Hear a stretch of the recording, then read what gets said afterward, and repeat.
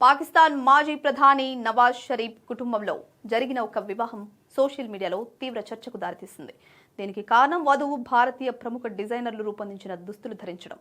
నవాజ్ షరీఫ్ మనవడు జునైద్ సఫ్దర్ షాంజే అలీ రోహైల్ వివాహం లాహోర్లో జరిగింది. ఈ వివాహం ప్రైవేట్ కార్యక్రమంగా నిర్వహించినప్పటికీ వధువు దుస్తులు రాజకీయ సామాజిక చర్చలకు కేంద్ర బిందువులయ్యాయి.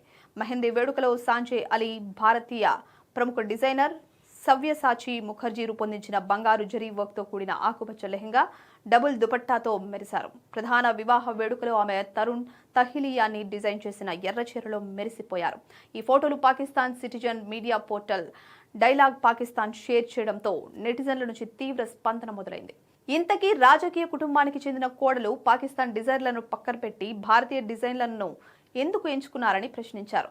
కొందరు పాకిస్తాన్ నేతలు భారత్కు అనుకూలంగా వ్యవహరిస్తున్నారని విమర్శలు చేశారు.